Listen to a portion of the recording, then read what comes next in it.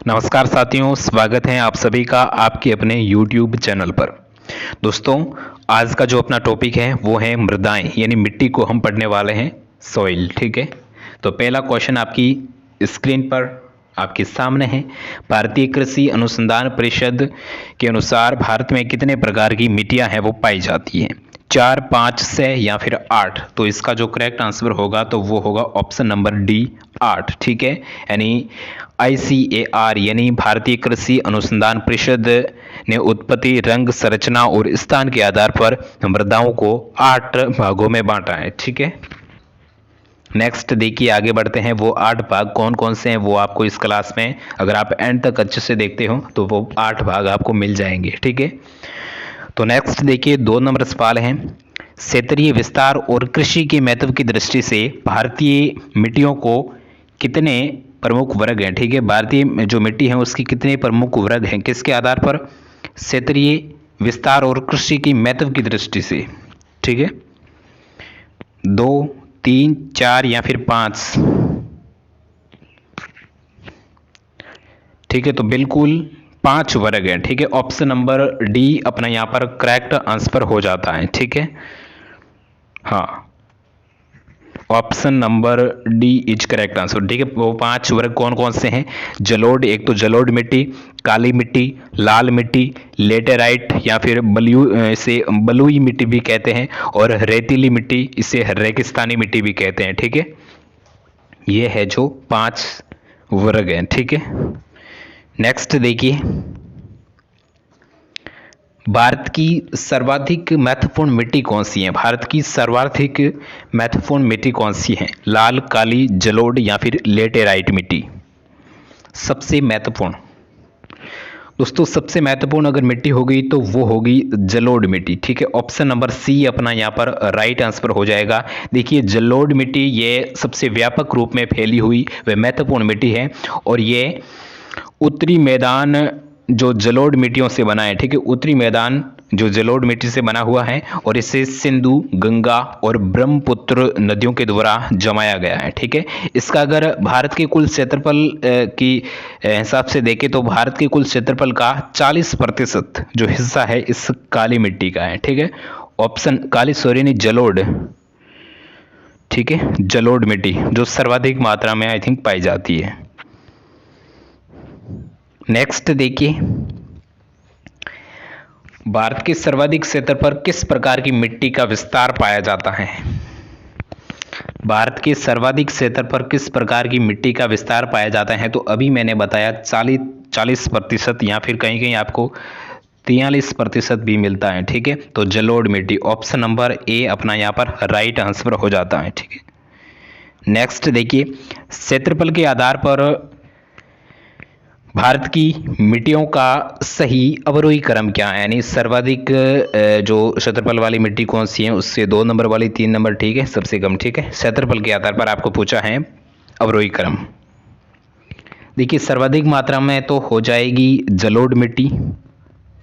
ठीक है, जलोढ़, उसके बाद में लाल, काली और लेटेराइट। ठीक है, option number B correct answer हो जाता है। ठीक है, अपना देख लेते हैं। देखिए, जलोढ़ जो कि है 43%। ठीक है, लाल मिट्टी जो कि है 18%, काली मिट्टी जो कि है 15%, और लेटेराइट जो मिट्टी है वो है 3.7%। ठीक है, नेक्स्ट देखिए, निच्छालन और ऑक्सीकरण द्वारा निर्मित मृदा कौन सी है? ठीक है, निच्छालन और ऑक्सीकरण के द्वारा जो निर्मित मृदा कौन सी है? पहाड़ी मिट्टी, काली मिट्टी, मकराला मिट्टी या फिर लाल मिट्टी? तो इसका अपना सही आंसर हो जाएगा मकराला मिट्टी। ठीक है, option number C correct answer हो जाएगा, मकराला मिट्टी। ठीक है, नेक्स्ट देखिए, मकराला मिट्टी। ठीक है, हाँ, नेक्स्ट देखिए, 7 नंबर सवाल, अपरदन के प्रकारों में से किसके कारण चंबल के खंड बने हैं? ठीक है, अप्रदन के 4 आपको प्रकार बताए गए हैं, तो किन अप्रदन के कारण चंबल के जो खंड है वो बने हैं, निर्मित हुए हैं? आस्फालन या फिर इसे सेलेस, आस्टर सीट, शूद्र सरिता या रील, या फिर अवनालिका गली। तो यहाँ पर अवनालिका जो अप्रदन है उसके कारण यहाँ पर जो चंबल के खंड है वो बने हैं। ठीक है, चंबल के खंड अवनालिका अप्रदन के कारण बने हैं। दोस्तों, अवनालिका जो अप्रदन है वो अत्यधिक सतही जल प्रवाह के कारण गहरी नालियों का जो निर्माण होता है उसे हम अवनालिका अप्रदन कहते हैं। ठीक है, नेक्स्ट देखिए, मृदा अप्रदन के 4 उपचार आपके सामने हैं। पहला है समोच्च क्षेत्र की किनाराबंदी, भू उपयोग का विनियमन, या फिर वृक्षों की कटाई। 3 आपके सामने हैं और ऑप्शन के आधार पर आपको बताना है 1 व 3, 1 व 2, 2 व 3, या फिर 3 व 4। देखिए 3 को तो आपको हटा ही देना है कि वृक्षों की कटाई हमें नहीं करनी है। तो 3 जो किस ऑप्शन में नहीं है, तो 3 किस ऑप्शन में नहीं है, ऑप्शन नंबर बी में नहीं है। ठीक है, तो इसीलिए अपना option number B correct answer हो जाता है। ठीक है, नेक्स्ट देखिए, किस प्रकार की मिट्टी कार्बनिक पदार्थों की अधिकता होती है? ठीक है, किस प्रकार की मिट्टी में कार्बनिक पदार्थों की अधिकता होती है? पिट, काली, लेटेराइट, या फिर लाल मिट्टी। तो करेक्ट आंसर हो जाएगा अपना काली मिट्टी। ठीक है, ऑप्शन नंबर सी अपना यहाँ पर करेक्ट आंसर हो जाएगा। देखिए काली मिट्टी जो कि महाराष्ट्र, कर्नाटक, गुजरात और मध्य प्रदेश के क्षेत्रों में पाई जाती है। ठीक है, बिल्कुल कपास के लिए उपयुक्त। नेक्स्ट देखिए, महाराष्ट्र में सर्वाधिक मात्रा में पाई जाने वाली उपलब्ध मृदा कौन सी है? तो अभी हमने पढ़ा महाराष्ट्र में कौन सी है, काली मिट्टी। ठीक है, option number B is right. Next देखिए, काली मिट्टी का विस्तार पाया जाता है महाराष्ट्र, मध्य प्रदेश, गुजरात और कौन था, कर्नाटक था। ठीक है, तो कर्नाटक ऑप्शन में नहीं है, तो ऑप्शन नंबर ये डी यानी ये सभी। ठीक है, मध्य प्रदेश है, महाराष्ट्र है और गुजरात है। नेक्स्ट देखिए, रेगुड़ मृदा किसकी कृषि के लिए सर्वाधिक उपयुक्त है? ठीक है, रेगुड़ मृदा जो किसकी कृषि के लिए सर्वाधिक उपयुक्त मानी जाती है? मूंगफली, कपास, तंबाकू, या फिर गन्ना। तो राइट हो जाएगा अपना कपास। ठीक है, ऑप्शन नंबर बी अपना यहाँ पर राइट आंसर हो जाएगी। रेगुर जो मिट्टी है उसका रंग काला होता है और इसे काली मिट्टी के रूप में भी जाना जाता है। ठीक है, ये कपास उगाने के लिए एकदम उपयुक्त होती हैं और इसे कपास मिट्टी भी कहते हैं। ठीक है, रेगुर जो कि एक जो काली मिट्टी होती है ना उसी का ही एक प्रकार है, यानी उसी काली मिट्टी को ही कहा जाता है जो रेगुर, और ये कपास के लिए बहुत ही उपयुक्त होती हैं, इसीलिए इसे कपास मिट्टी भी कहा जाता है। ठीक है, नेक्स्ट देखिए, कौन सी मिट्टी जैव पदार्थों से भरपूर होती है? कौन सी जो मिट्टी है वो जैव पदार्थों से भरपूर होती है? काली मिट्टी, मकरली मिट्टी, लाल मिट्टी, या फिर जलोढ़ मिट्टी। तो करेक्ट अपना होगा ऑप्शन नंबर ए काली मिट्टी। ठीक है, काली मिट्टी बहुत ही इंपॉर्टेंट है। ठीक है, काली और जलोढ़ से भी ज्यादा काली है। ठीक है, इंपॉर्टेंट, तो काली को आपको थोड़ा ध्यान में रखना है। ठीक है, मिट्टी, काली मिट्टी के संबंध में कौन सा जो कथन है वो असत्य है? 4 आपके सामने लाइनें हैं। काली मिट्टी कपास की वृद्धि के लिए आदर्श होती है, बिल्कुल सही बात है। इसमें आर्द्रता को अधिक समय तक धारण करने की क्षमता होती है, बिल्कुल। और सूखने पर काली मिट्टी में दरारें पड़ जाती हैं, बिल्कुल। और इसकी जुताई अधिक करनी पड़ती है, ऐसा नहीं है। ठीक है, ऑप्शन नंबर डी अपना यहाँ पर गलत ऑप्शन होता है, गलत असत्य कथन। ठीक है, नेक्स्ट देखिए,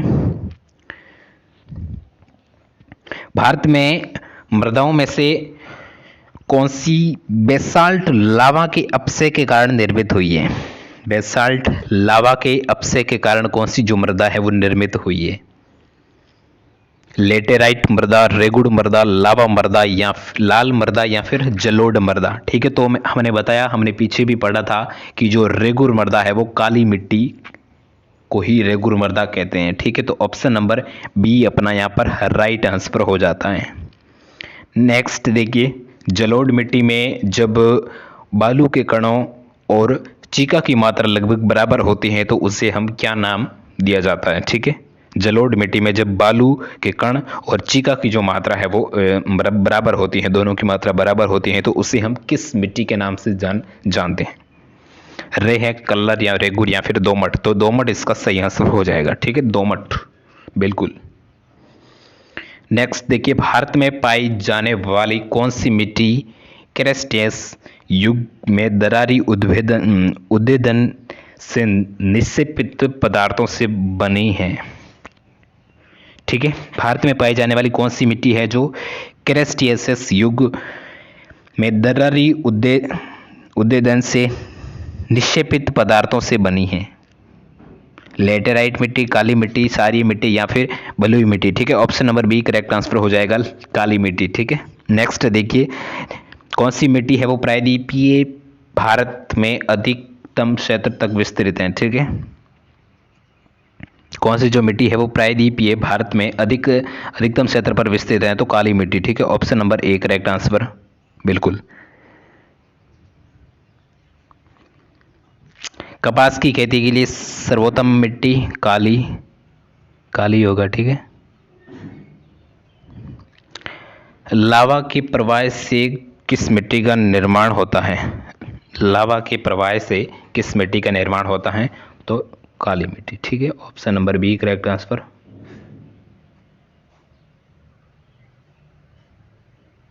काली मिट्टी। ठीक है, तो ये थी आज की अपनी छोटी सी क्लास, बहुत ही अच्छी और इंपॉर्टेंट। आई होप कि आपको समझ में आई होगी। अगर आपको समझ में आई है तो please like, share and subscribe. मिलते हैं नेक्स्ट क्लास में, तब तक के लिए जय हिंद, जय भारत और वंदे मातरम।